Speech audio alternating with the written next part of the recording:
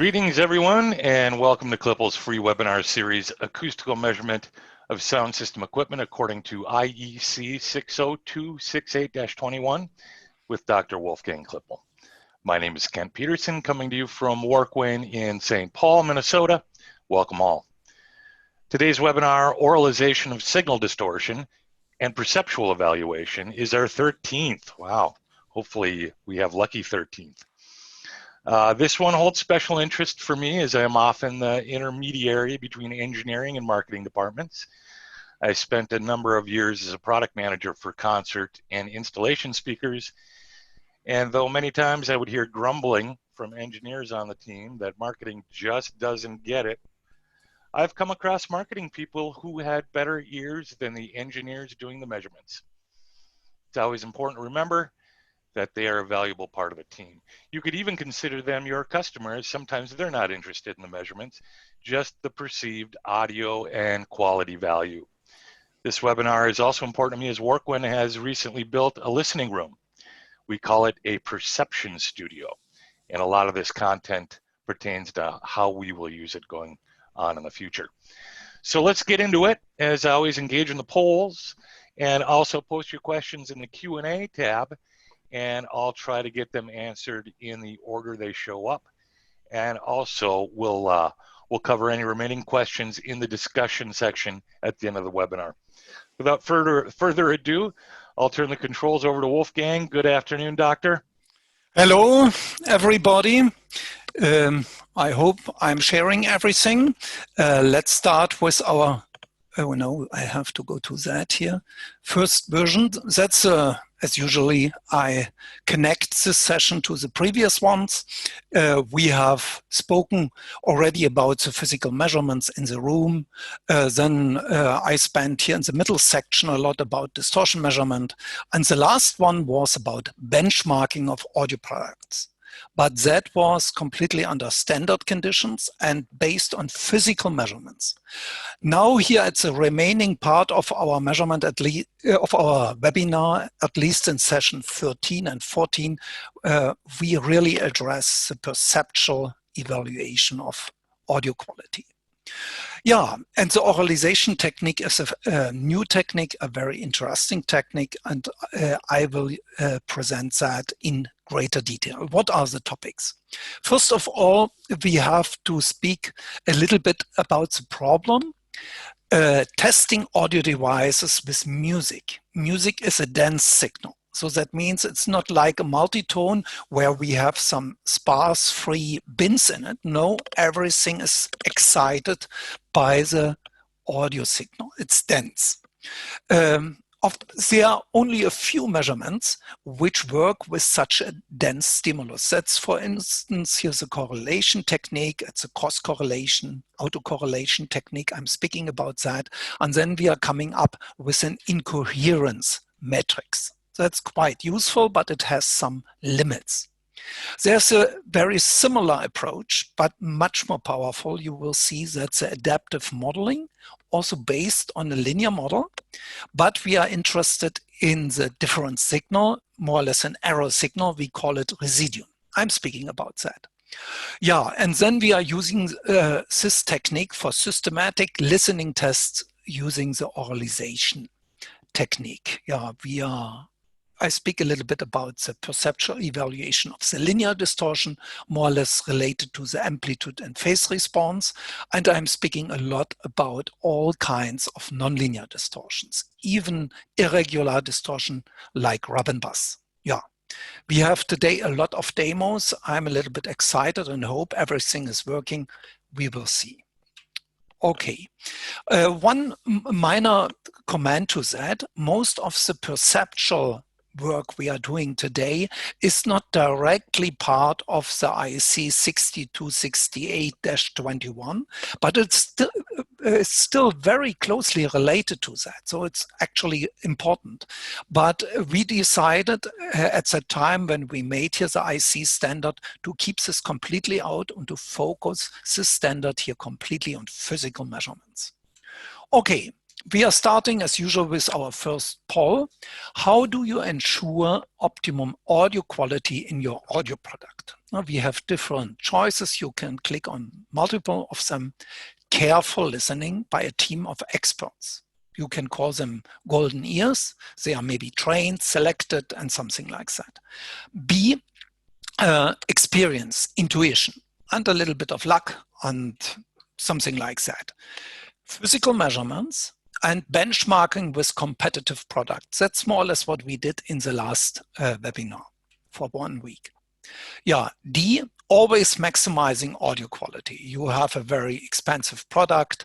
You try to get the best out of that, as long as the costs are just acceptable, or other ways. So let's see what comes out of that. There's still some movement here in the polls. What is interesting, here's a careful listening by trained ears, that's 80%, that's a very high value. Experience, intuition, a little bit of luck plays a minor role, that's about 13%. And then the physical measurements, they are 80% with the benchmarking. So that's 50-50 between careful listening and benchmarking. And then we have, of course, some engineers who are just maximizing the audio qualities, that's about 30%. Yeah. Okay, quite interesting. Systematic listening tests. What is the problem here? We have some devices under tests. We have an ear, maybe a golden ear from the listener. And if we are working a little bit with such tests, we find out they are quite time consuming. And it's one topic to make the work we are spending and the time we are spending with such a test meaningful, valid, and we have to produce reliable data, and usually in a shorter time. We are impatient. That's one goal. Of course, psychometric test methods are very helpful for that. We have to do anyway a double-blind test to avoid that the appearance and the artistic style of the product affect the sound quality. A curtain helps to cover more or less the appearance of the product. Yeah, but we have to cope with the properties of the stimulus. That's quite important. We can select critical stimuli or typical ones. And we have, of course, our acoustical environment, the room properties, the distance between listener and loudspeaker, and the location. Yeah, and then we have the big question how to link more or less the physics with the audibility of the distortion and with the preference of the product. That's the preference. This is closely related to the end user value. Yeah, there are some new opportunities. We can do some more systematic testing by using virtual loudspeaker modification. That's one of the topics today. Yeah, here in old slide, we have discussed that. I repeat this. Now we have here an ordinary audio stimulus. We have here our target environment that might be a car interior or a room. And then we have here different kinds of models switched in parallel. They are generating here distortions. You see it here on the symbol D. Linear distortions, they are more or less a difference from totally flat response. Maybe we adjust for the gain and for the latency, but not more. That means the variation of the amplitude and phase response are in the green box. And then we have here the time variance distortion, and we have some accepted regular nonlinear distortions. We like them, we get some other benefits from that. And of course, rub and bust problems. They are completely irregular. They are quite bad. Yeah, we have discussed this here in the KLIPPEL Live webinar number 6 in greater detail. Yeah, now our problem, we have here a dense signal. That might be noise, that might be music. You see it here, that's not sparse. They are covering all the frequencies, maybe the low frequencies. Here we have less spectral power than in middle frequencies, and at higher frequencies it also usually decays. What are the problems? They are masking, they are they are added to the nonlinear distortion. And usually the distortion should be quite small, so we don't see them in the measurement. Now they are completely masked, also in the physical way, just from the energy. Yeah, how to separate them? The first solution is to use a linear model, but more in thinking, and calculate the correlation, the linear correlation between input and output. That's the coherence. I'm coming to that very soon. It's based on a cross correlation technique. I spoke already that we can also look to the difference signal between linear model output and measured signal, that's the residium, and we can spend more effort in improving our modeling, having a linear time variant and a nonlinear model to describe the complete generation of signal distortion and analyze the residium of that. But at the moment, we are keeping it quite simple. We are based on linear modeling. So our complex loudspeaker microphone chain is approximated by a linear model, completely linear. Yeah, yeah, and here we have to determine the optimum parameters by estimating those parameters in the best way, minimizing more or less here the residium, the error, the difference signal between measured sound pressure signal and predicted one.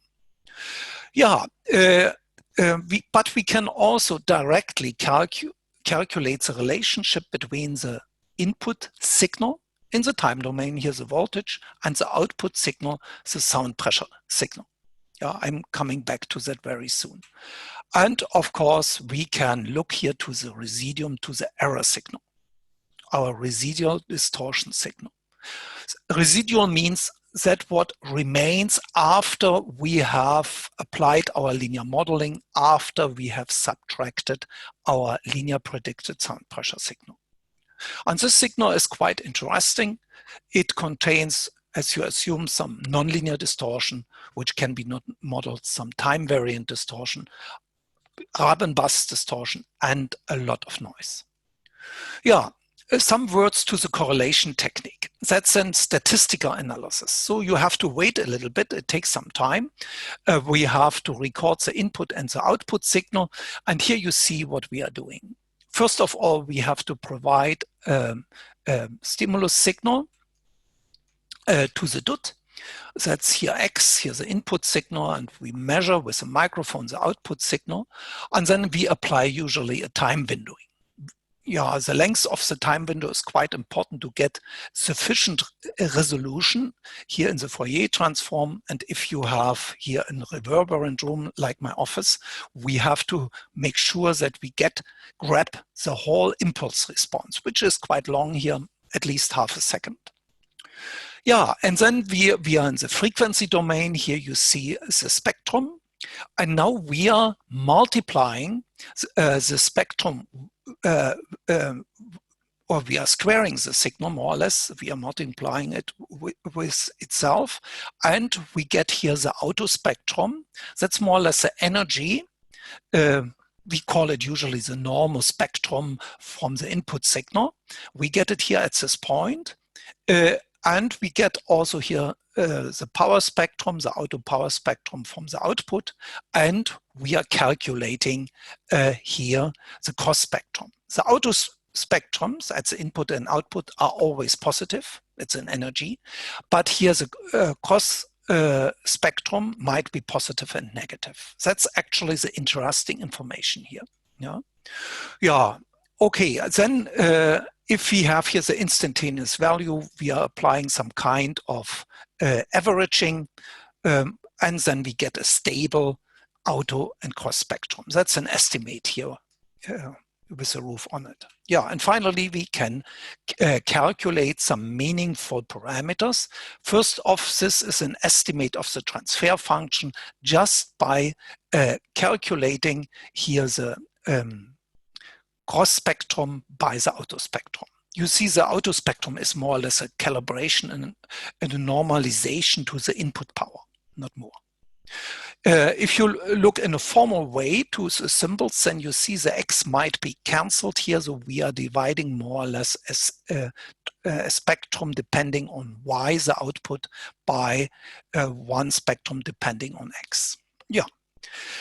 And we get a second one. That's the incoherence. Here we are using again our cross power spectrum, but we are squaring that. We are here only interested, if you like, in the squared signal from the energy, but we are normalizing that again to the input and output spectrum. So, and then it is comparable with 1, and we get a very meaningful metric. Here you see it, but first some comments on it, how to interpret that. That's our model here. We have our input signal, we have our output signal, and we have here a linear system that's causal, that's maybe time invariant, that would be a perfect system for the incoherence. And here is some not correlated signal, maybe noise or distortion, added to that. Yeah, and then we get actually in the output power 2 kinds of power. One, the first one, is actually coherent, directly related to the input signal due to the transfer function of the linear system. That's this one. And we have a second one. This is directly related to the noise and to the distortion. That's incoherent to the input. You cannot predict that based on the input signal. So, And now let's compare here more or less the squared powers. And we are coming first to the coherent. Here you see the ratio between predicted output power to measured output power. This ratio tells you how good is how perfect, how accurate can describe the whole system with the noise, with the distortion, with the linear system. Yeah, something is remaining. That's this part here. Actually, this is directly related to the signal-to-noise ratio, what can be not explained by our linear model. And here you see this is predicted output power divided by the noise power here. That's your signal-to-noise ratio. Yeah, and that's also directly related to the coherence. And the incoherence is quite simple. That is 1 minus the coherence, the opposite thing. It can be also described here by the cross-correlation function and the autocorrelation function. That's it. So a formal process, a statistical analysis, but it's well defined, and you can also describe this here in percentage or in dB. That's directly related. Yeah. What are the requirements? What are the problems? The requirements are we need here sufficient spectral excitation. That's very important. And we need stationary properties. What is perfect? White noise is perfect. It has more or less a Gaussian distribution. It has a constant crest factor, and it should have a constant RMS value. So don't touch the generator. Then here this technique works quite well. Yeah. Then we need here in our windowing a sufficient window length to grab the whole impulse response. If we have here some room reflections, it should be longer than 1 second or 5 seconds. So it becomes a boring long-term measurement. It needs some patience. Yeah. Yeah. And we have to average that. So 1 block is not sufficient. Then we are interpreting also the noise and the distortion as part of the linear impulse response. So we need some averaging here. Yeah. What is the practical importance? First of all, it's easy to interpret.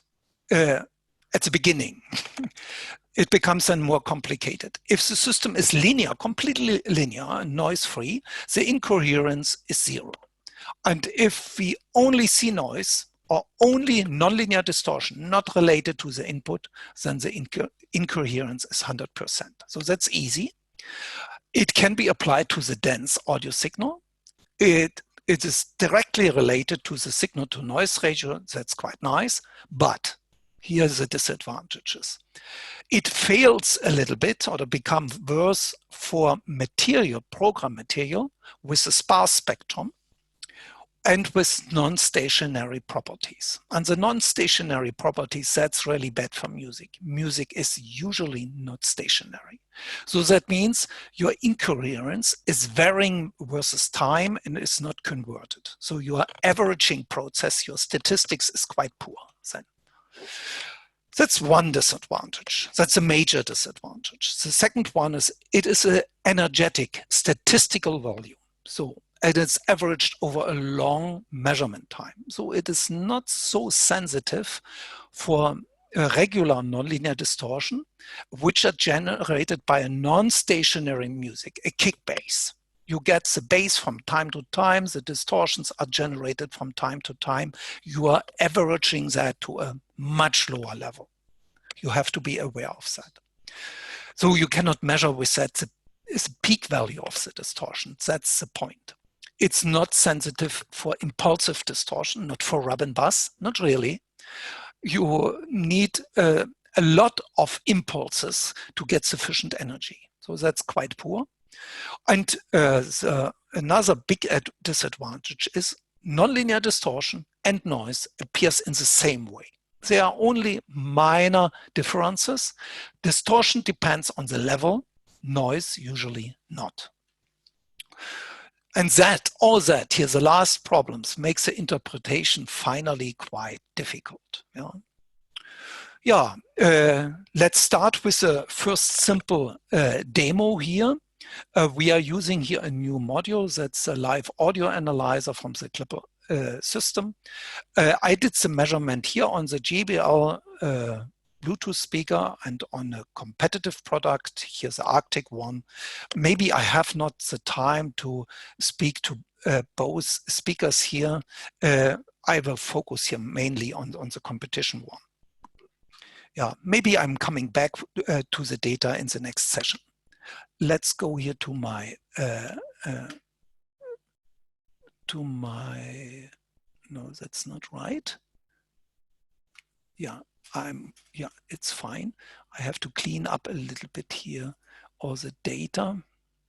Okay, let's start here with the Arctic competitor, and let's stay here with the time variant nonlinear irregular distortion, and we would like to measure this just by the incoherence. Yeah, I do it from the scraps. That's here my backup. Maybe I'm closing that.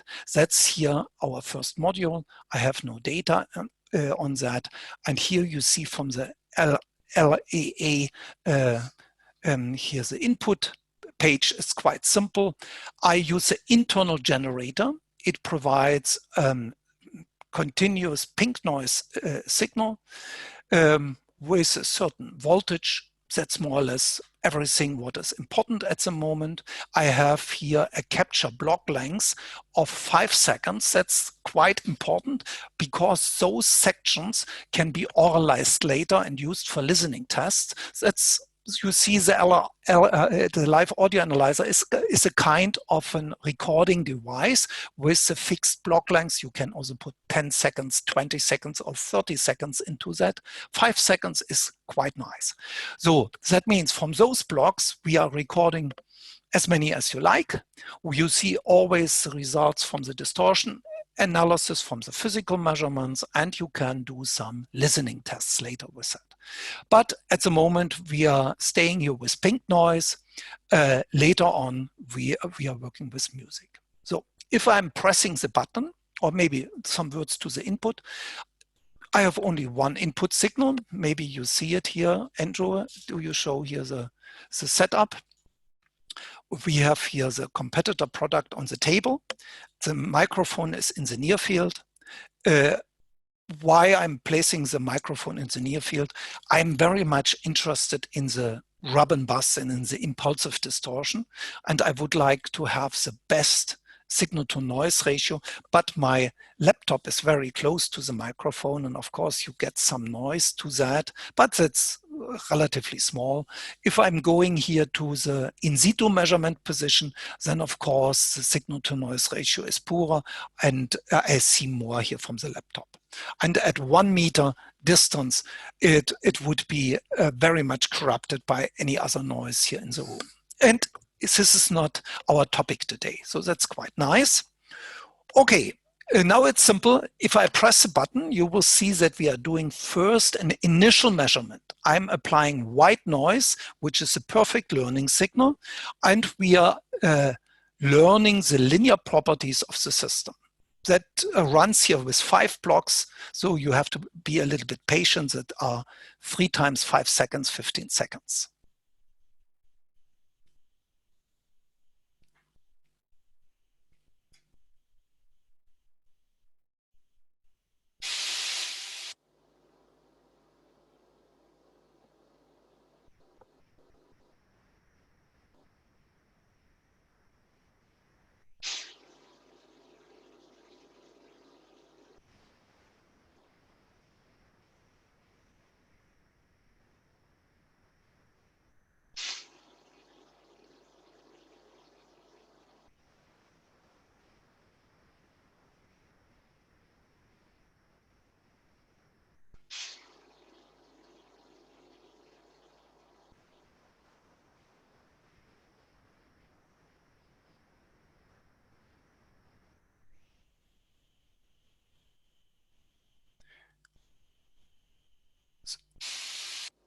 So the initial identification is now finished. Now we are in the recording session.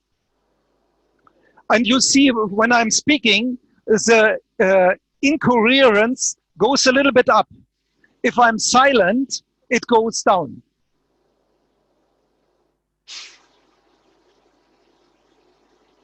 But it takes some time. Maybe we have not the time waiting until it goes to the original level. Yeah, this is more or less what we get with the incoherence. Maybe I'm stopping the measurement now. And I show you more or less the results from the incoherence measurement. That was here at very low input voltages. That is about 100 millivolt. Here our system has almost linear properties. That means the incoherence here goes down now to minus 40 dB. Yeah. Only at lower frequencies we have a higher value. That's directly related to the output spectrum.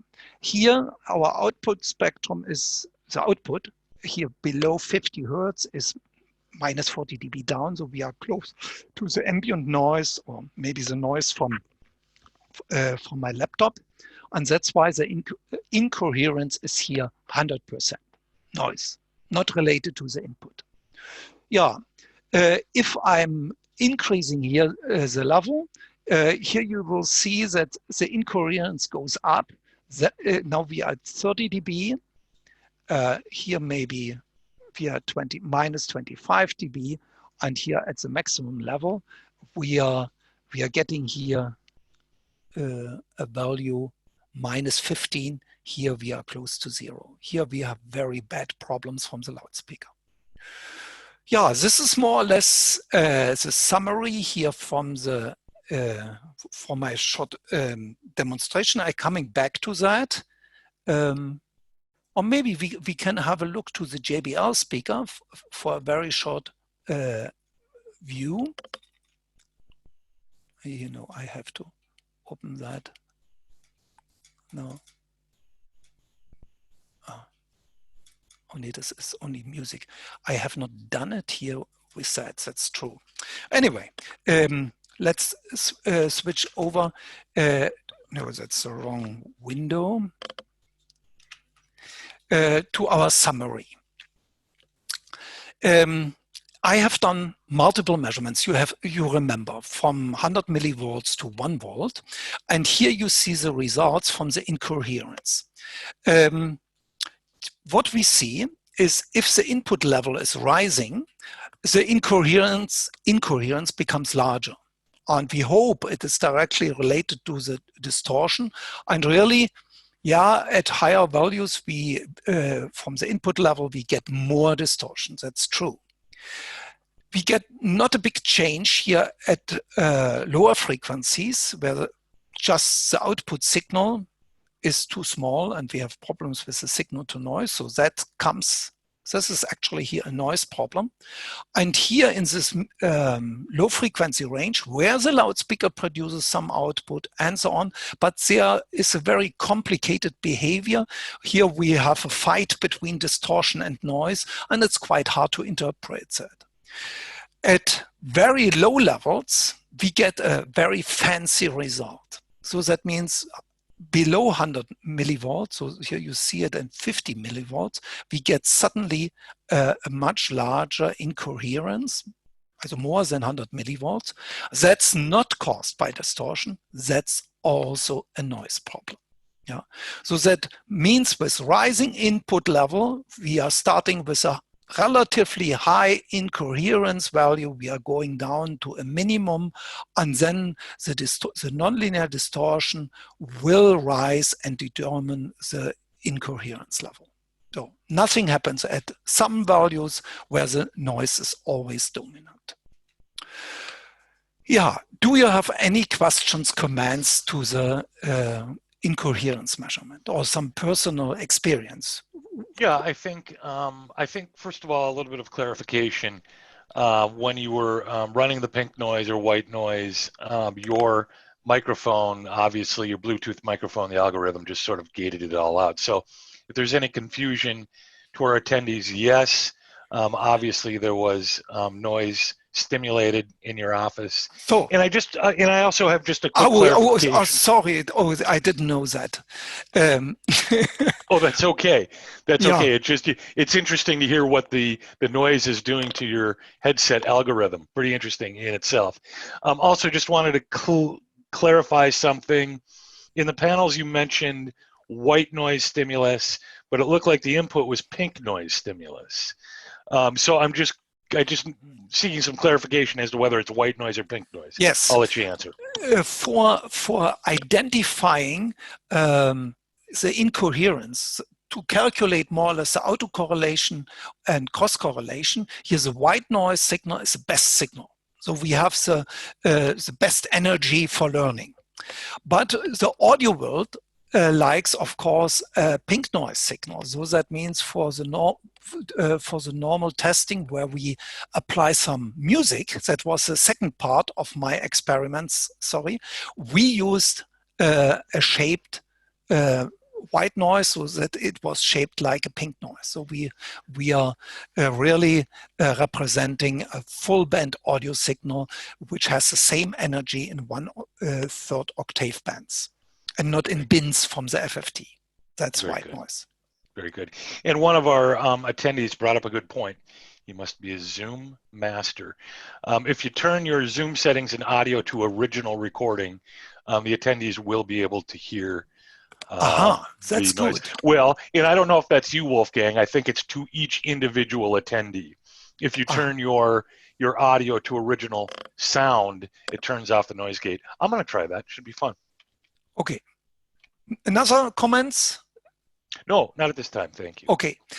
Now let's come to the residuum. The residuum is very closely related. We have already more or less a linear model. You have seen it. We can calculate from the cross and autocorrelation the transfer function, and we can apply it to a filter to generate the linear predicted output plin. Yeah, but we can also apply an adaptive linear modeling algorithm, sample by sample. We can update here this filter, you could say. We are interested in the difference between measured sound pressure here on a microspeaker and linearly predicted. Here we have, as it's not piano music, that was wrong written. Sorry, that's a mistake. I intended to put some piano music in it, but I forgot to do that.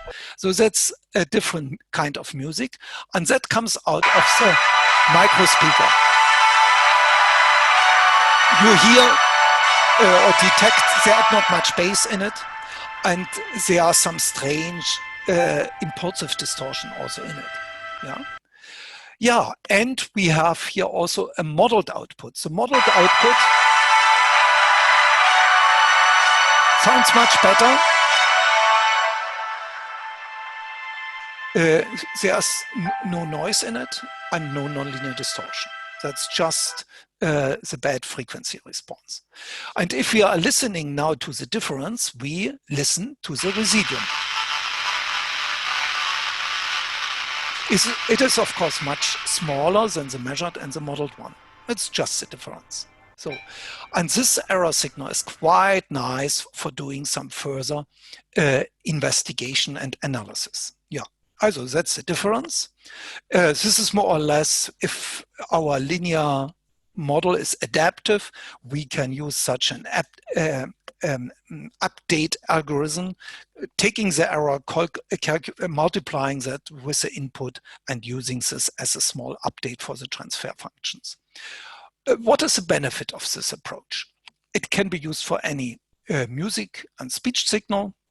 It can cope with sparse spectrum if we have, for instance, no input signal at certain frequencies or at all. Here our X, our stimulus, is 0, so we get no update from our system. This is completely different from the incoherence. In the incoherence, immediately you get very high values because nothing is correlated to the input. You know? Yeah, and it's quite clear we can compare that error signal with the noise we get if we are applying no signal at all to our model. So it's easy to compare distortions with noise and to separate that. Yeah. This is here very sensitive for impulsive distortion and other irregular distortion because we are in the time domain. We have at 48,000 so 48 kilohertz at each sample, we have information. Yeah, and we can, it's a very nice basis for Auralization techniques, as I will show later. Yeah. Now the question is, how quick is our update here? That's the learning parameter mu. If we are making this parameter larger, we can speed up the updating and maybe we can cope with some time variant properties to some content. Yeah, and we can directly compare or inspect the time signal. Here in green, that's the residuum, and red is the measured signal.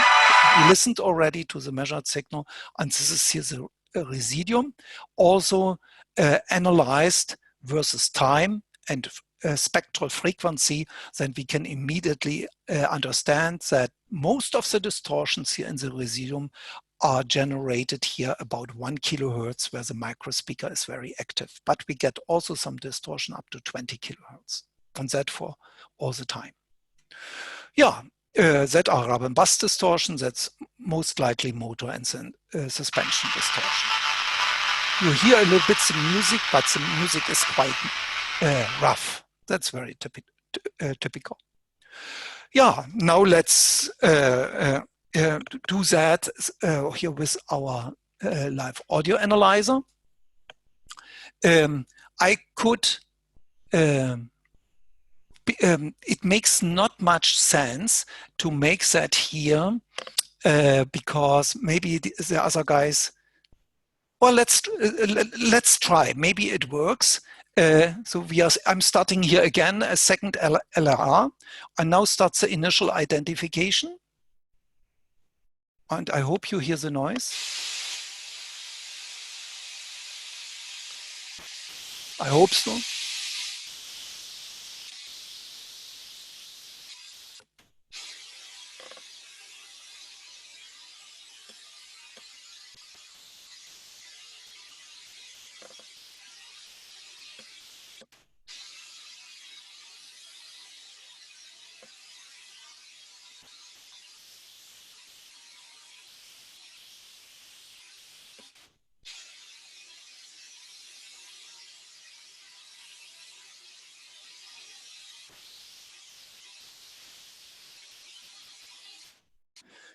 Now the recording starts. when I'm speaking, everything is recorded as a disturbance from outside.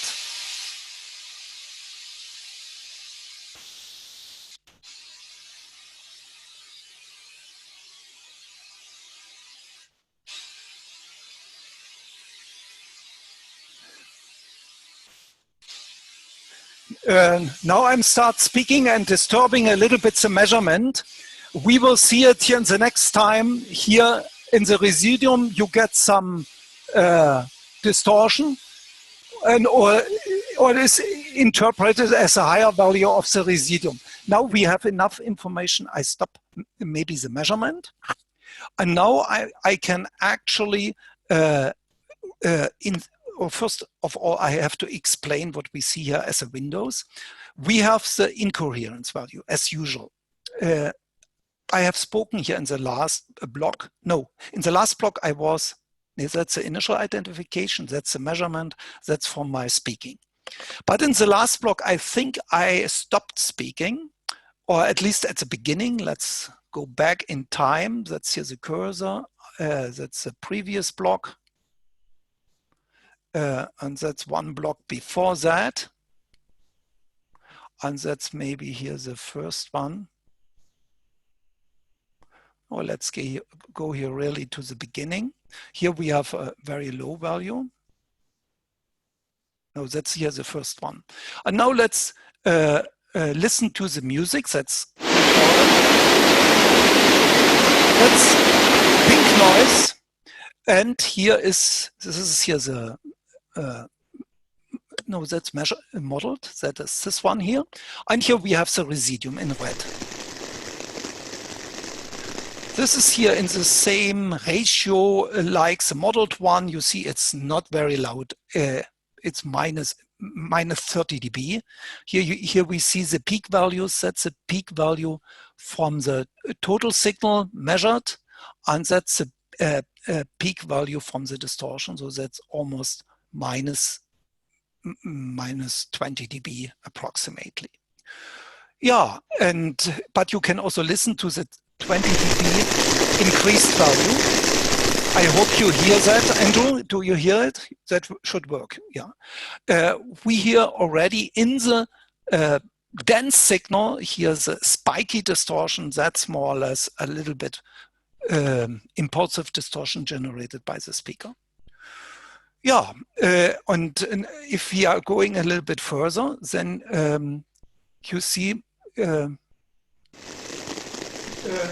I'm start speaking and disturbing a little bit the now I'm start speaking and disturbing a little bit the. So that means when this section was recorded, I made some commands, and this is now just part of the Residium. Nobody can separate this now. So that means during the measurement, we have to be a little bit silent because everything goes to the Residium.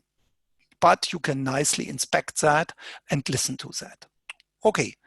Here we see also the instantaneous spectrum from our pink noise reproduced by the speaker. This Bluetooth speaker has a cutoff frequency of 100 Hertz approximately, and then it goes down. And here we see the spectrum of the Residium. So it is, you see, almost 30 dB down. Yeah, that's here already at values. That was at 400 millivolt. I made here the same recording before that. Yeah. Oh, that's incoherence. Sorry, we are already here. So here. That should be identical, but without speaking, with that what we have done here live. But I went down here to say 100 millivolts. Here the loudspeaker is much more linear. We can listen to the Residium. That's normalized to the, or all the signals are here normalized to the same maximum level, digital level. This is here the total noise. It's really 30 dB down. If I enhance this by 20 dB, here's a Residium, then you see it's not spiky, it's not impulsive, it's still normal noise. Yeah. But if we are going here to a much higher level, 1 volt, we see already the residuum is very, very large. Here, our spectrum is only, let's say, 20 dB, 12 dB down below the fundamental. And then this is here the normal noise. Yeah. It takes always some time to load here all the files. There's a lot of data here. So that's the same ratio. And this is here 20 dB increase. Okay. That's more or less what I would like to show. Yeah, okay, thanks. Andrew, that's good. Also, the next time if I'm playing that, I'm silent. So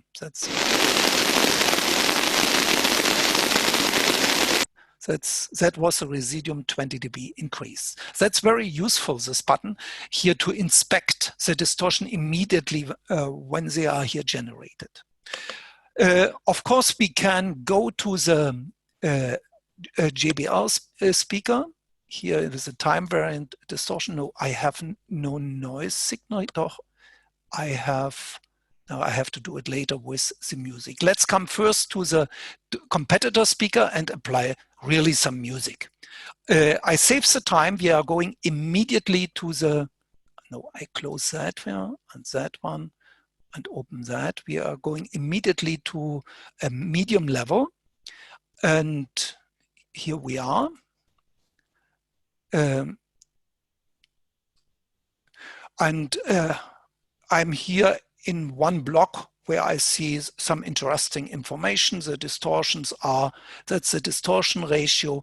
They are minus 30 dB. They are not very large, so that both speakers are quite good speakers. So we have to do here very really some sophisticated things to make the distortion audible and so on. So it's not a big deal. But listen to that. That's here our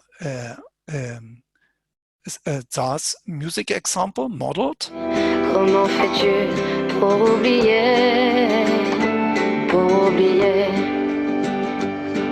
So that was the 5 seconds from this block. We have multiple blocks here, but that's an interesting block. And here's the residuum.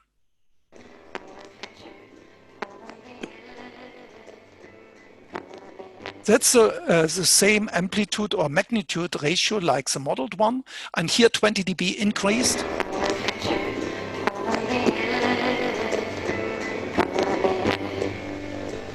Actually, what we hear, this impulse comes more or less from the protection system in the speaker. Yeah, and now let's, yeah, that's at the moment what I would like to show at this point. Let's go back here to my presentation. No. Here we are. Let's summarize this. Noise or distortion. With the residuum, it is very, very simple. Again, I did here multiple measurement. I increased the level. And we have seen that the distortion rised with the input level. We expected that from the from the nonlinearities in the device. So the distortion levels from the residuum are here on an absolute level. They can directly compare it with the fundamental. And the noise stays always at a very fixed level and we can nicely compare that. The second point is we can compare the peak value with the RMS value. That's not possible with the incoherence. Here you see the measured peak value. That's more or less the raw signal. And here we see the peak value from the residuum and the RMS value. And the difference is actually the crest factor. And we get in the small signal domain here at 100 millivolt, where the residuum sounds very smooth and so on, we get 14 dB crest factor. We learned this already with the impulsive distortion. Here at higher amplitudes, we get here much higher peak value, while the S value of the residuum stays still here. That's your absolute level, yeah, stays minus 30 dB. So we have a crest factor of about 25 dB. So that's a significant difference. That comes here from the small spikes in the residuum.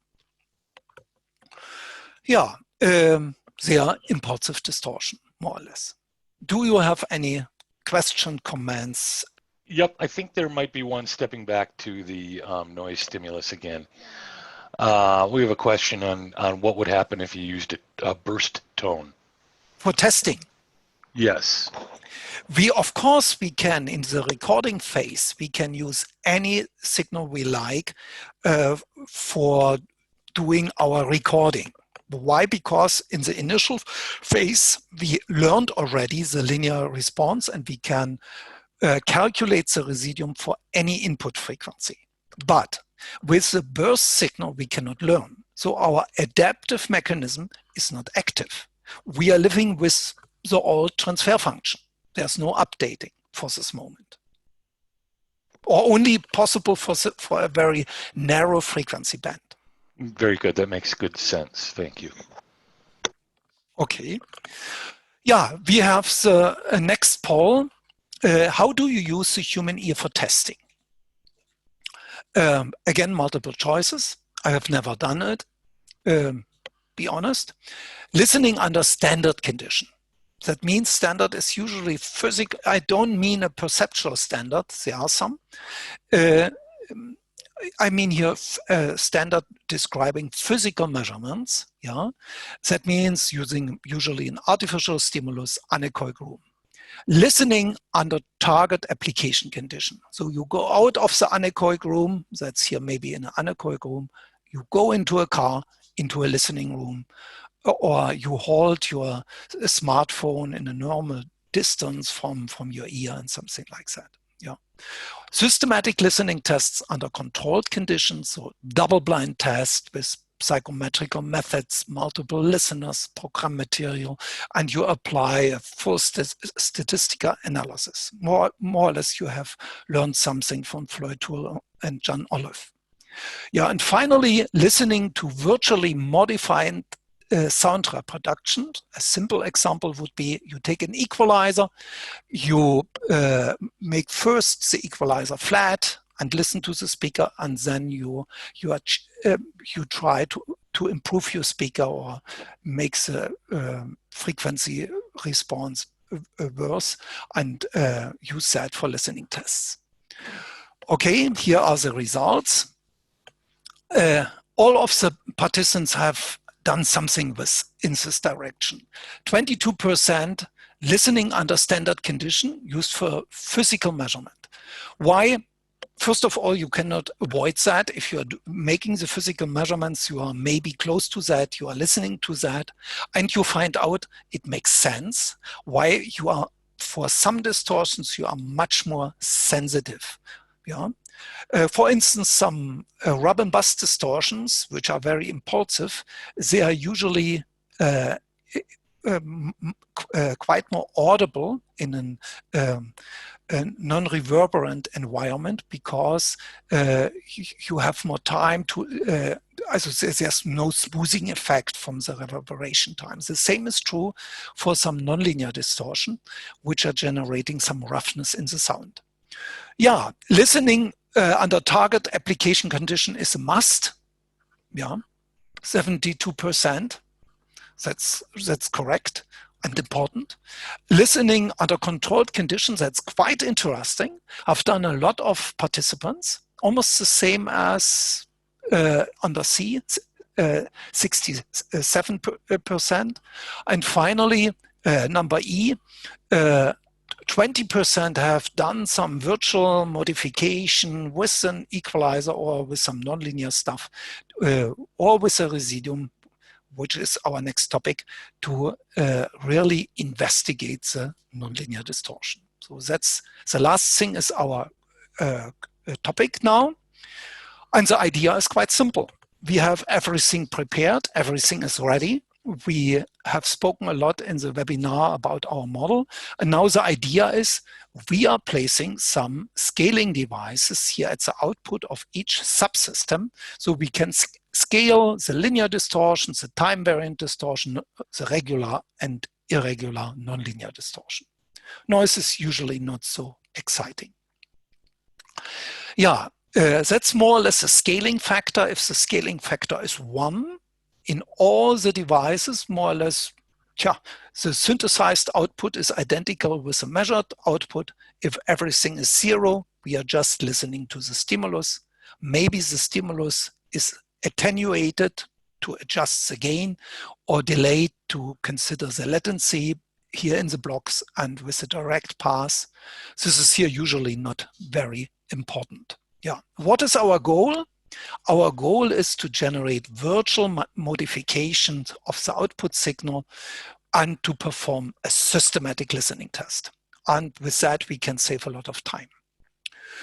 Yeah, now let's do it here with our microspeaker. We had already our error signal. We take that and feed this here via a scaling device, a gain controller, and adds this to the linear signal. And if this is 1, we are undoing here the subtraction. This output signal would be identical with the measured signal, more or less. No. Yeah, but now we can completely remove the distortion in the output, attenuating, reducing here the gain, or we can boost the distortion. And that's quite funny. Why? Because the distortion, which might be inaudible, and you have seen already on our demo speaker, they are very, very small. And only if we are going over driving the speaker and the protection system goes on, we hear some artifacts. But we can always check and find and listen to the distortion. That's possible with this gain controller. And here, a simple test here with a micro speaker. That is the original speaker where the gain is 1 corresponding to 0 dB.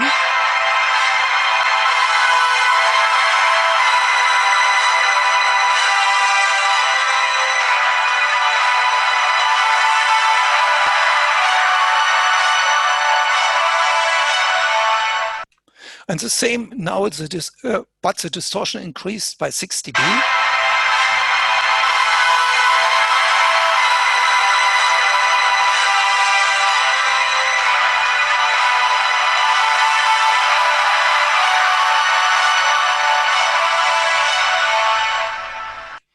And now with 12 dB, where it is easy,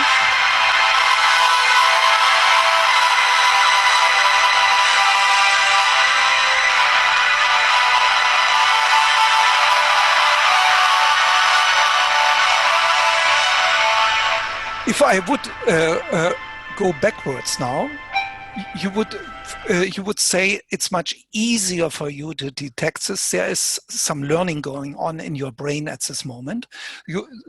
So that means you are maybe now more sensitive for minus 6 dB.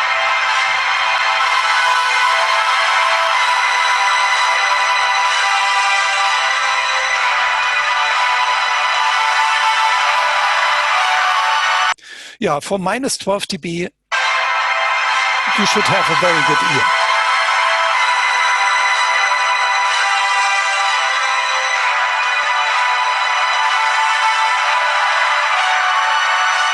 Okay, this is more or less the idea.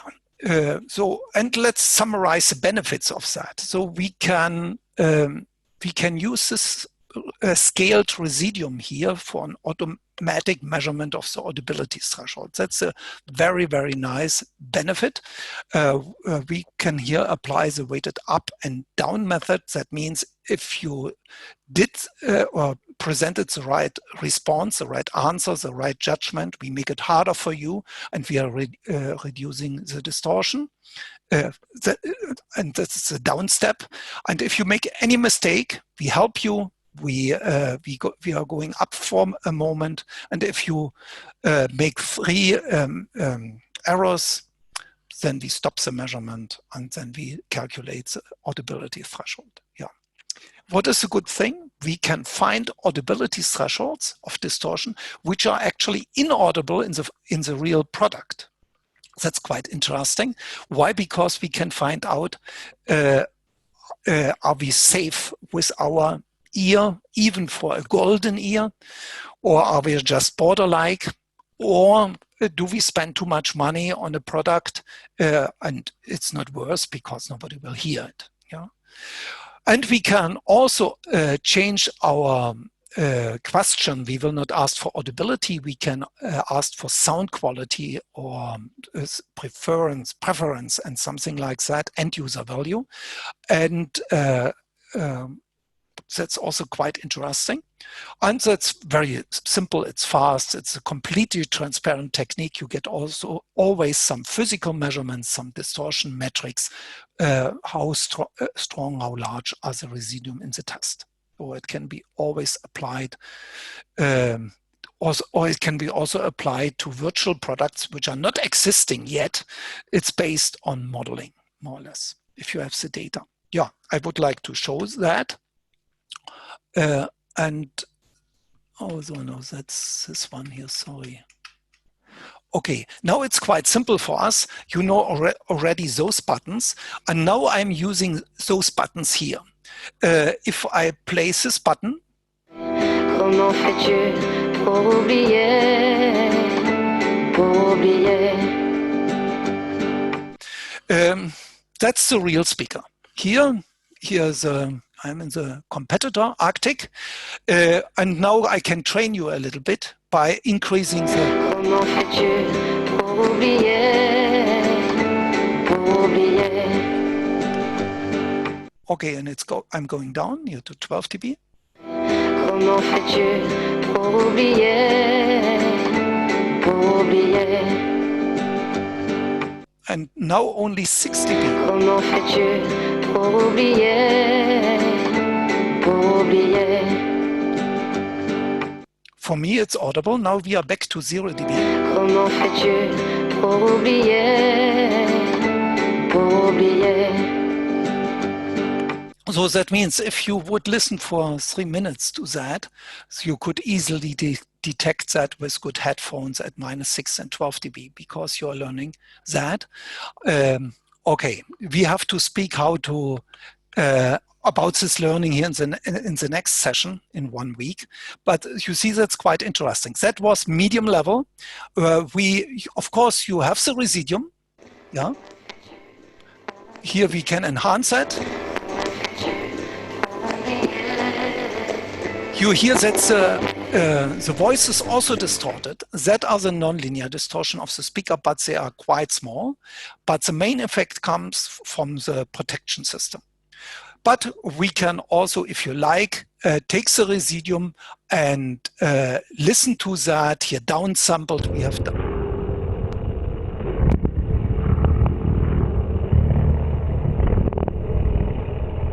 This is more or less here played 5 times slower than usual. I can also make it at full speed for you. Just set here 1 into that, and then we are listening to the impulses from.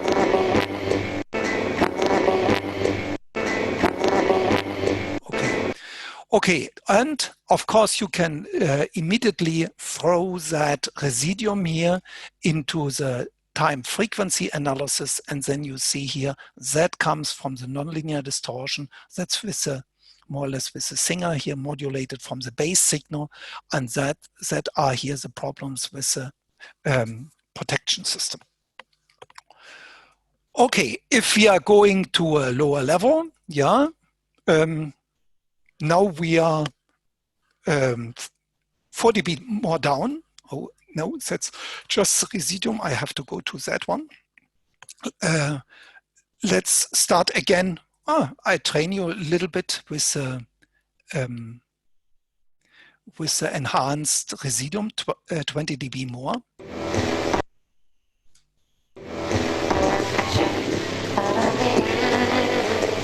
Here we have almost no impulsive distortion. We get only the nonlinear distortion from the driver.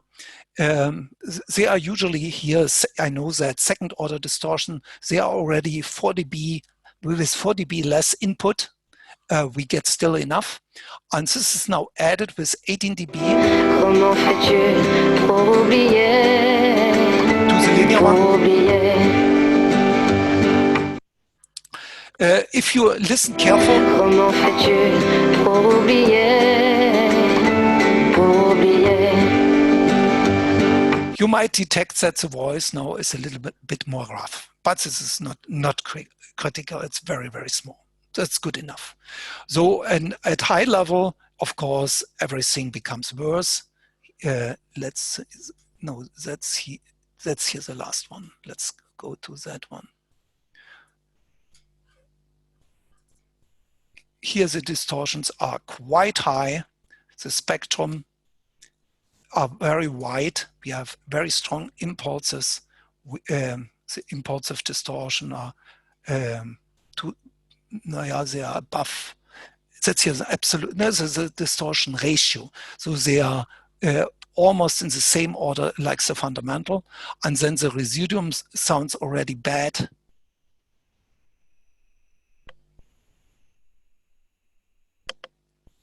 We have to.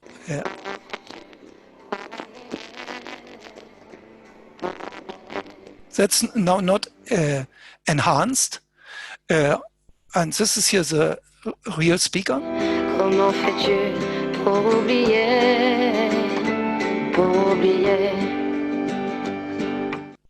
That is 18 dB, Comment fais-tu are very bad. pour oublier, pour oublier? And then you see Comment fais-tu 6 dB is also not acceptable. pour oublier? So the hearing threshold should be about -12 dB or -6 dB if you have more time. Yeah. If we are going to the JBL speaker, which has a different design, we have less nonlinear distortion from the driver, but we get much more artifacts from the compression. Maybe I'm playing that here on that, then you can, that's a medium level.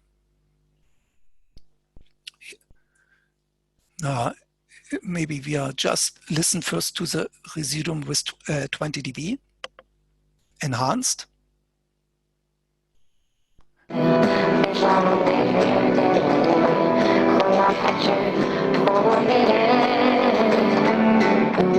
From the nonlinearities, the JBL speaker is comparable with a competitor, but he has a much nicer compressor.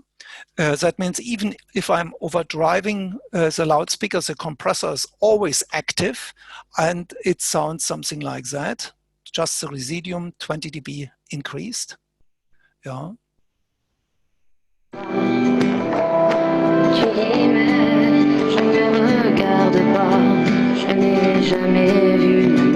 So you hear now in the Residium the pumping of the gain from the dynamic range compressor. So, and that's a big question, how bad is that? That's maybe not a big deal, but you can only compare that together with a normal signal. Here 12 dB increased.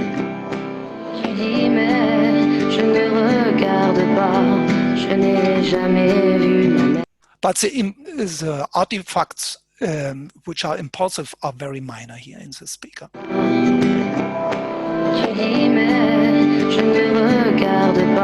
So that's a real one.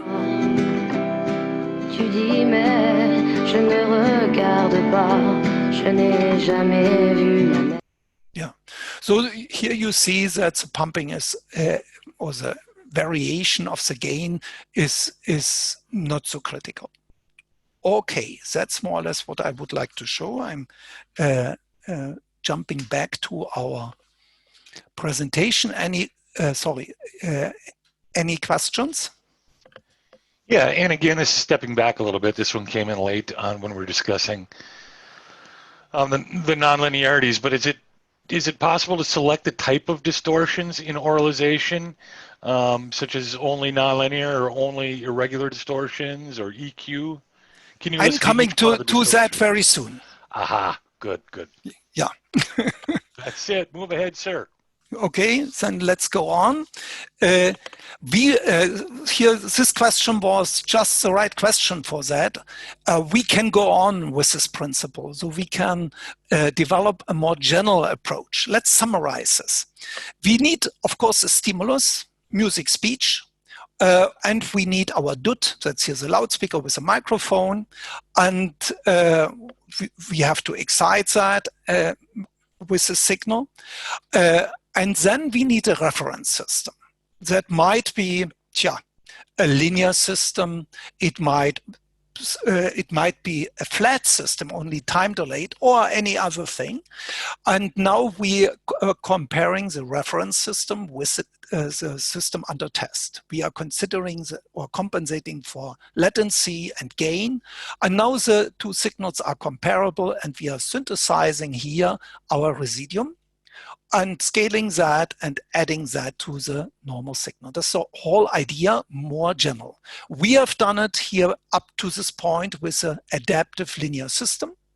So that means that with the adaptive linear system, the time delay is automatically compensated and the gain, but for other systems we need, or other applications we need that. Yeah. That are the steps: compensating latency and gain, calculating the difference, scaling that, and adding that. Mixing that to that on generating a virtual Auralization output. Yeah, and this is here directly related now with our model with a linear, time variant, nonlinear, and irregular distortion.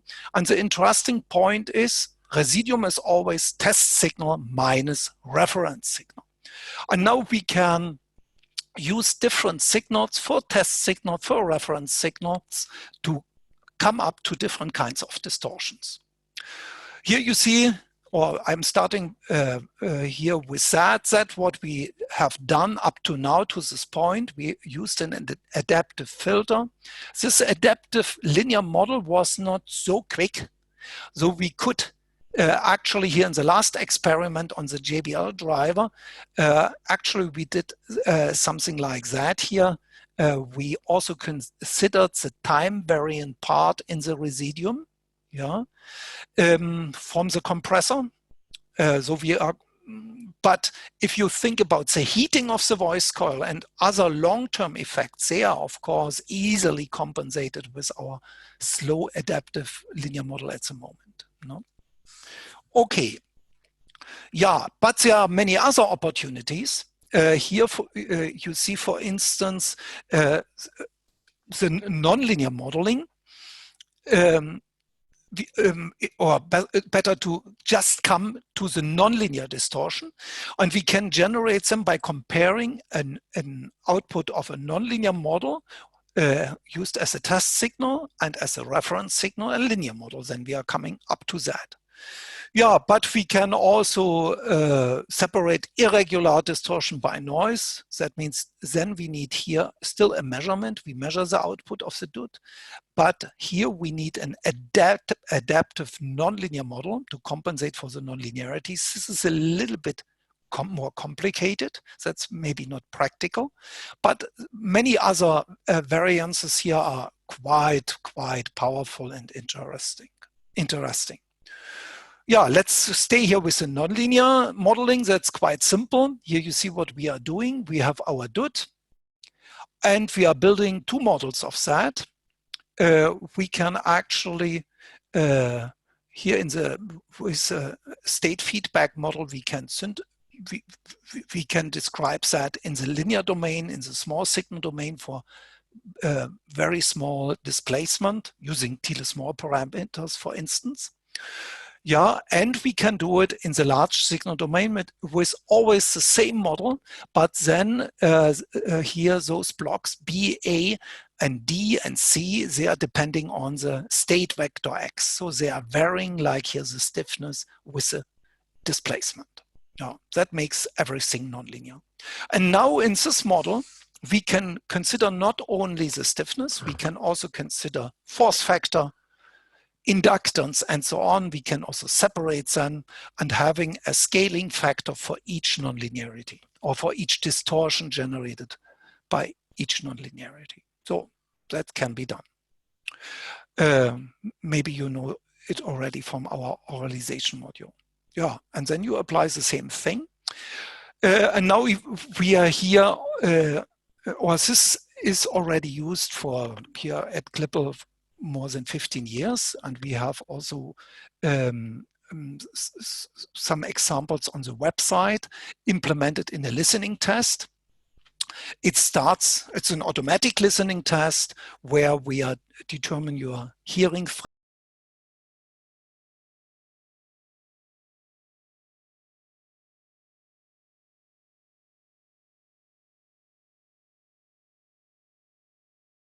But here we can increase the distortion by 12 dB. You will hear no noise, no irregular distortion. You should hear no irregular distortion. If you hear something, maybe your headphone is broken, or maybe something is wrong in the digital transmission or something like that. So all the distortion are synthesized and then later on scaled. And that's 12 dB boosted. Easy to hear. So, and 6 dB lower.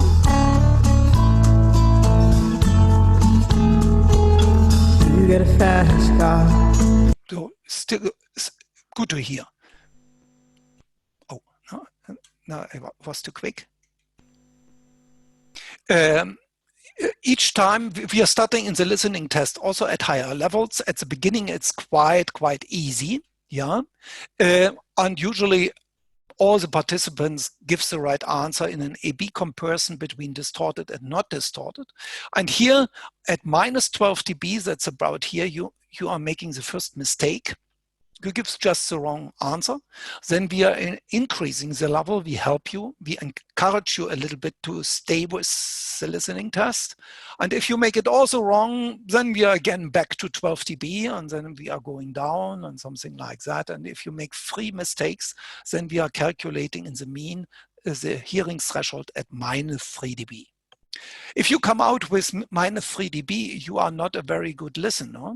You see only some less than 1% stopped here. Most of them went down to minus 15 dB. Yeah, and yeah.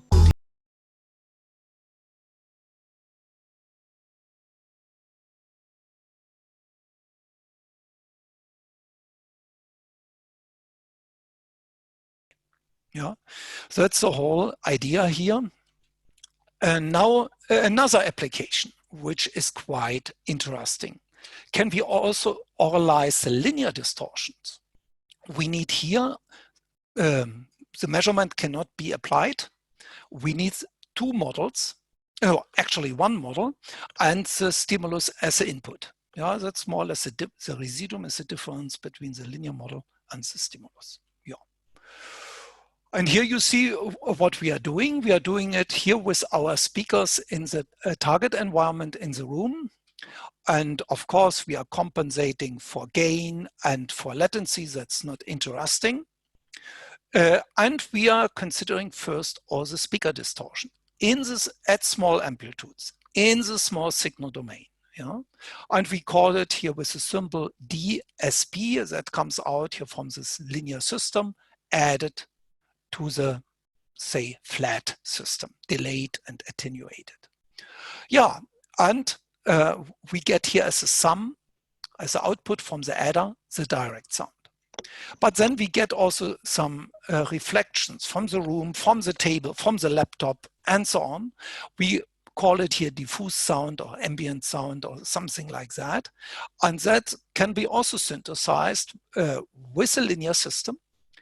It is characterized also by a transfer function, an impulse response, but this impulse response is a little bit longer than this one here.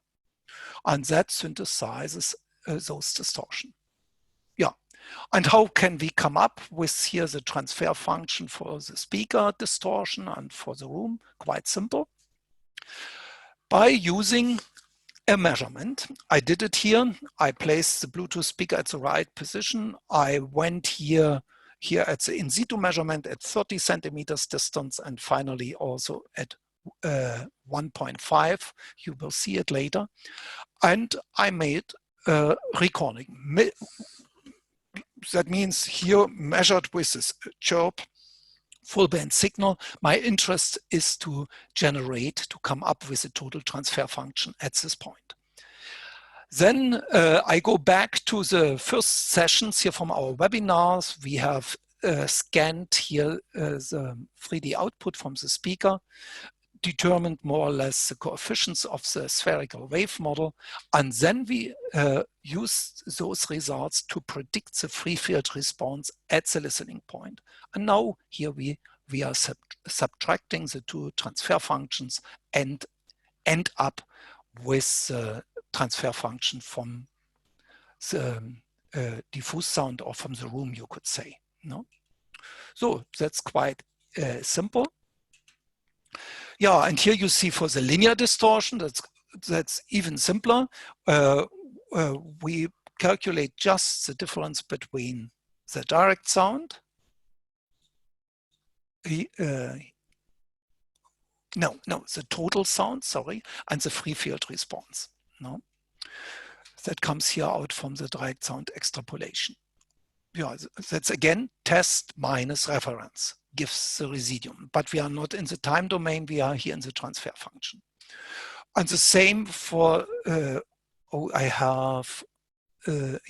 the same for the speaker distortion. They are just the difference between the free field response and the input, delayed and gain adjusted. Yeah, and now to our demo.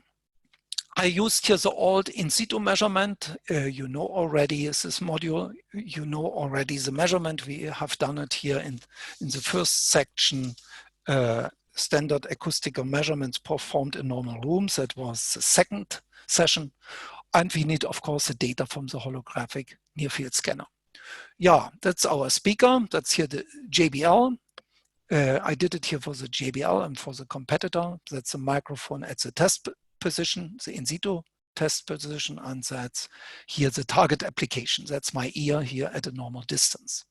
Now let's start here with a close position, only 30 centimeters away from the speaker. So that's interesting because it's close to our normal standard measurements. It's half space, it's near field. We are considering the boundaries from the monitor here. Also this is the monitor, that's a laptop, and from the walls. Yeah, and the room modes. Yeah, and now let's start with that. Oh, something is missing here.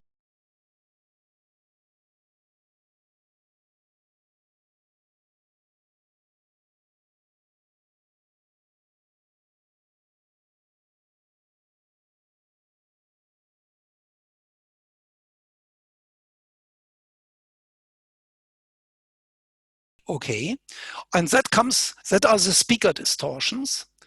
And I would like to ask you, or please tell, or ask yourself, what kind of properties have the poor speaker distortions, which are separated from the linear signal? That means this is an additive decomposition, more or less, of the speaker distortion. And I play first here the signal.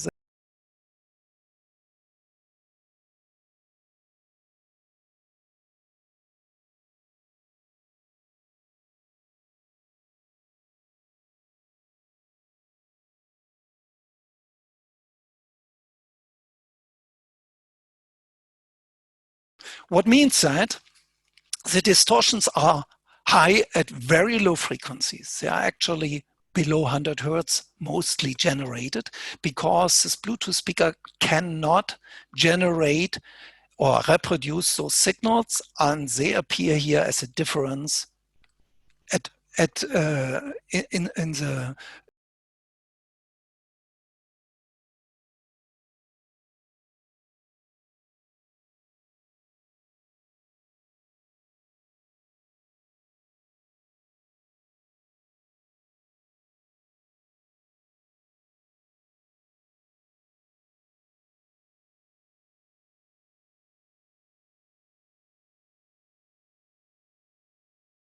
that sound not so bad, but the bass performance was not great. It's a Bluetooth speaker, of course. So that means so distortion here from the green box have canceled some of the very low bass coming from the stimulus.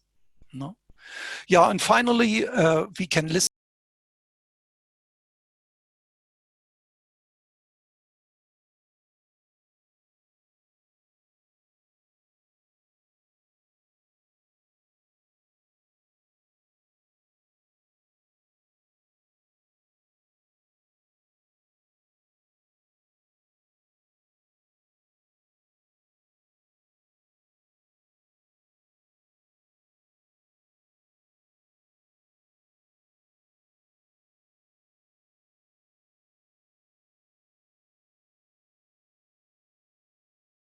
Okay, what is important is that those signals, they are comparable to each other. It makes a lot of sense. They are, the absolute level can directly be compared. That's in the time domain. But we can also look to the spectrum of the different signals. Let's start with the undistorted one. That's a flat line. So that means we have here adjusted the gain and considered the time delay for the phase response. And here you see at Ici aussi. so you know already the signal. That's here the speaker signal. And you see we have at very low frequencies, all the signal is comes up here as speaker distortion. Yeah. But at higher frequencies, we are almost minus 15, minus 20 dB down because the loudspeaker is not so bad. Here at this point, the speaker distortions are still close to the undistorted signal. And we get here actually Ici aussi.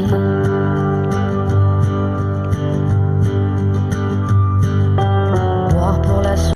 we get here actually a kind of a cancellation effect here, and of course at lower frequencies here and here, but we get also a constructive increase of the output level. That's here, it's a plus. That's in the phase information of the speaker distortion, which are not plotted here. I did this here as a plus and minus sign.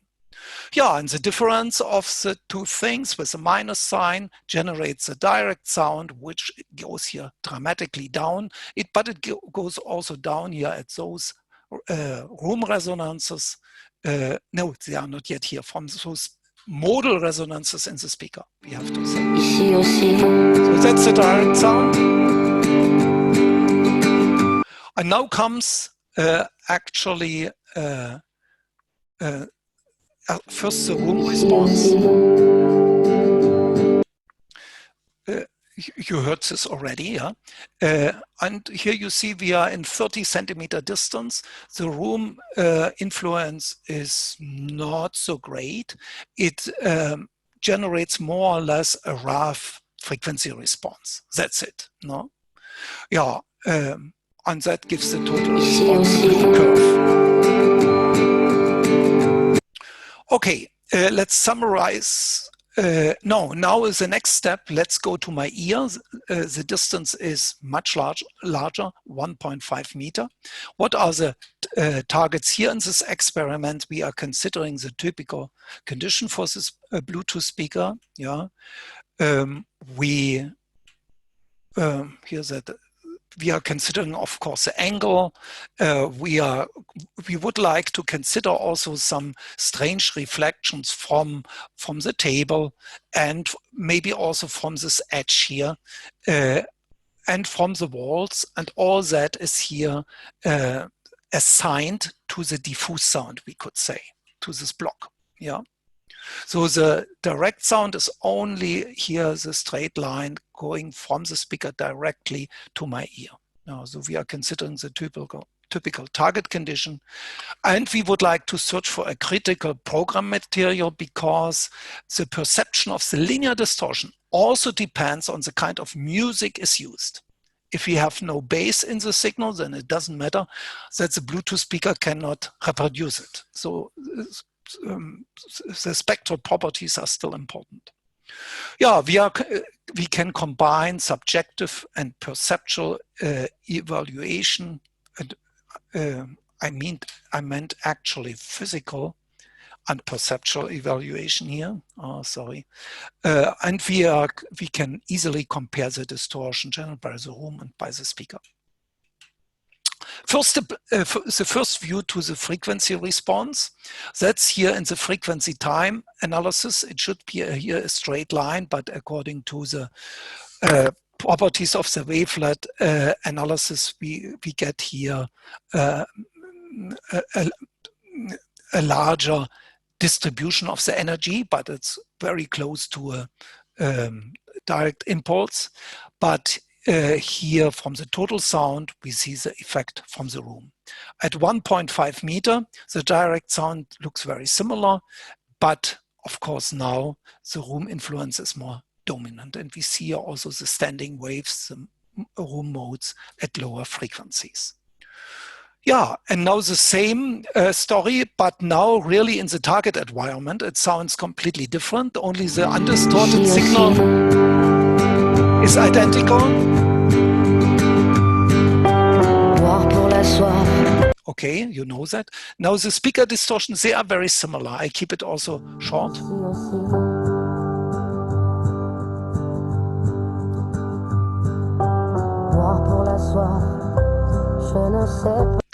Yeah, the same positive superposition and say destructive reduction of the output, yeah, at almost the same frequencies. So that means changing a little bit the angle and the distance. That made not a big difference.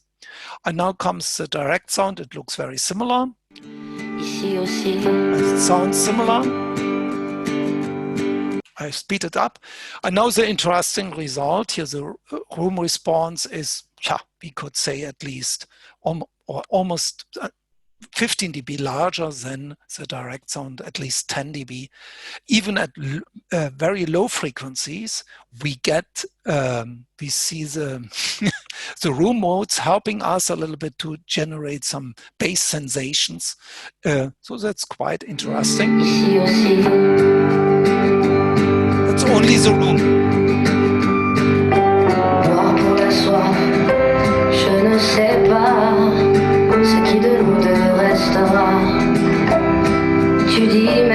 Okay, and now the blue curve. The blue curve, that's more or less a problem from the graphic.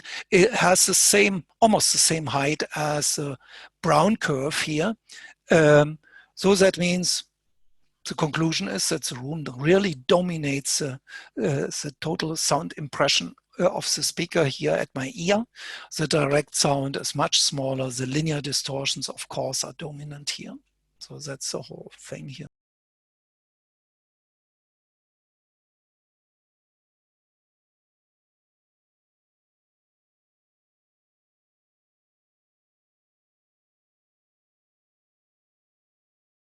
Okay, let's summarize this. In the target application, at my right ear, the distortion and the direct sound are much smaller than the reflected sound. Many from you know that very well. Sound reflections increase the loudness. They are beneficial.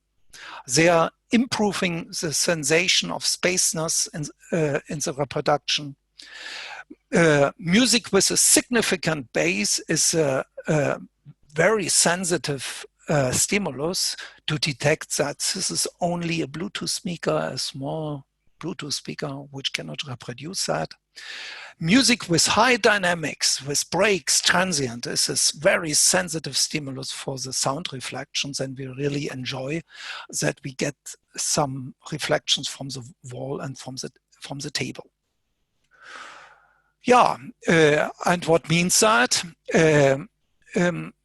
We can use this kind of additive decomposition to generate some simplified linear distortion metrics, which are one number, one scalar number versus time. And here, for instance, the measure for measuring the speaker distortion and the diffuse sound of the room distortion, you could say, just by searching here for the mean value and dividing that by the mean value of the total output signal. Yeah.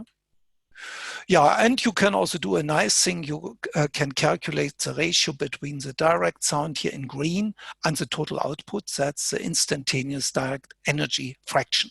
And if those distortions are at a certain time very high, yeah, then you can select this block and doing your listening test just on the 5 seconds or 10 seconds of recorded music and find out how important that is. No? Yeah, if you think the mean value is not sensitive enough, you can also replace it by the maximum value of the two signals. Yeah, and then use it for finding critical program material. That can be can run in an automated procedure. Then you maybe you can find out searching on the web for program material which is quite sensitive for that.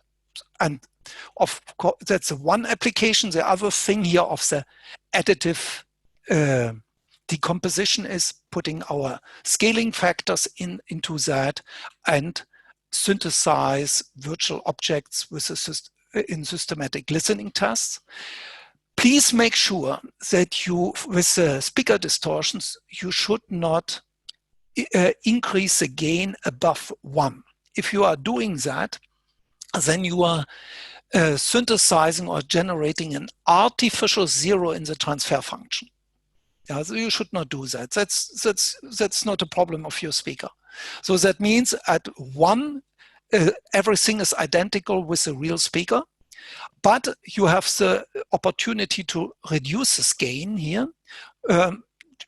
Finally, if this is 0, you are listening just to the input stimulus delayed. So that's quite nice to reduce the speaker distortion, but not to enhance them. That's quite important. But usually that's sufficient because speaker distortions are large enough. So reduce this. Here with the room distortion, it's different.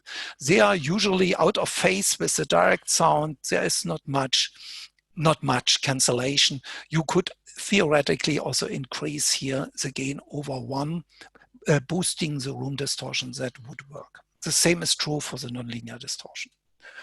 Yeah, and we are using that, checking for the audibility threshold and determining just detectable differences. That's quite interesting for defining limits and tolerances for your product. That's the topic in the next webinar.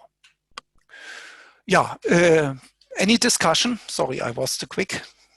Any questions, comments?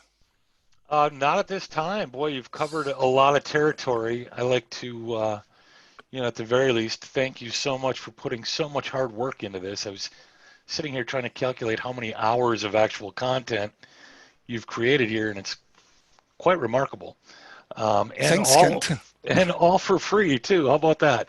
It's like having Dr. Wolfgang KLIPPEL in your living room. But I don't see any questions or any pertinent discussions. I know I'm going to start trying to apply this in our perception studio. That's going to be fun. Thankfully, I've got Jason here to help. So if nobody else has any questions or comments, again, I want to thank you, Wolfgang. Everybody enjoy your August. Oh, I have to make the summary. Oh, yeah, that's right. I always forget. Yeah, yes, to put it in some statements, the perceived audio quality depends not only on the DUT, the device under test, but also on the test condition. So it is quite complex. We have to consider stimulus, room, ambience, test strategy. The distortion components can be separated as a residuum of modeling and measurement, or test and reference, yeah, in a very general way. The Auralization technique can generate a sound output with a modified distortion ratio. It can be reduced, it can be increased. Yeah. The Auralization of the signal distortion combines perceptual and physical assessment. Yeah. And it simplifies listening tests and provides more information in a shorter time. Yeah. And finally, that's the hope. It speeds up the product development and it helps you to tune your product to the market. So that's the idea. What are the open questions? Now we are coming back to in the next session to the IC standard 268-21 because this standard gives no fixed limits and permissible tolerances for signal distortion. That's outside of the scope of the standard. However, those standards are required and they are useful to simplify the rating of the maximal output. So how can we solve this problem? And this is a topic in the 14th. That's wrong here, sorry. That's copy and paste. Setting meaningful tolerances for signal distortion. We address the points. We speak about general audibility of thresholds. I showed some results from psychoacoustical research. Then I'm speaking about critical and typical conditions. Then about audio quality is much more than audibility. And we are speaking not only about perceptual mechanisms, but also cognitive processing, what happens in our brain. I touched this already with the learning. I'm coming back to that. And our fourth thing is generating maximum value for the end user. Yeah, I hope to see you in 1 week, same place, same time. That's it. Many thanks. Wonderful. Thanks again, Wolfgang. Hopefully we'll see everybody back next week and invite your friends. Have a good week, everybody, and we'll talk to you soon.